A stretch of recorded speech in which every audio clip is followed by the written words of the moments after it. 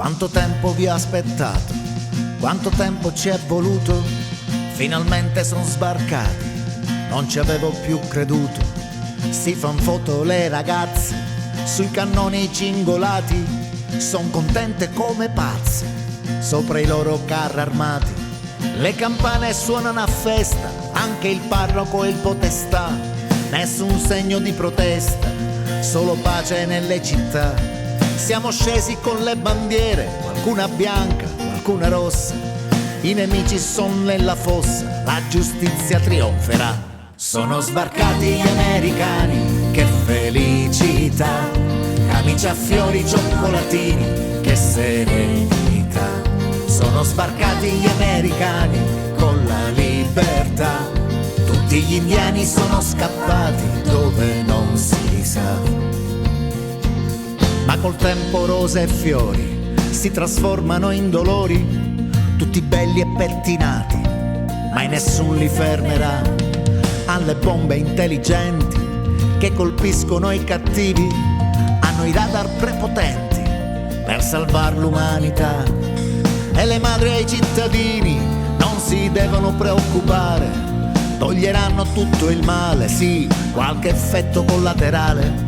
Saranno pieni di petrolio, nelle spiagge giocheremo, Presidente un grande encomio, se nell'oro nuoteremo.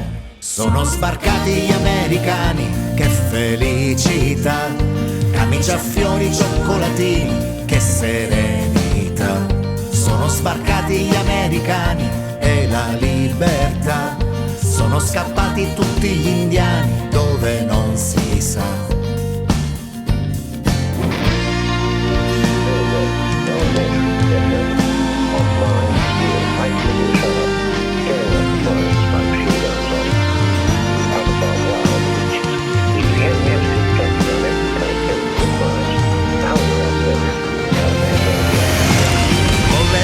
Devastanti che ci annientano le menti, ci hanno presi tutti quanti, circondati da pirati sconosciuti. Ora chi ci salverà?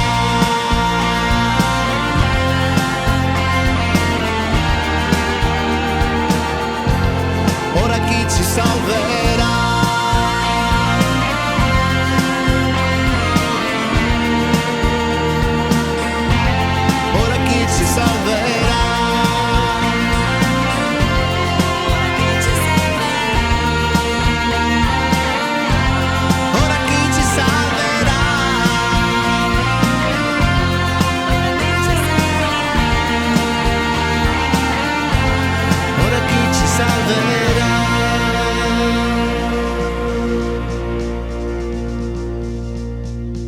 Il vento fu il maggior nemico quando all'alba del 10 luglio del 1943 le navi americane davano vita all'operazione Husky.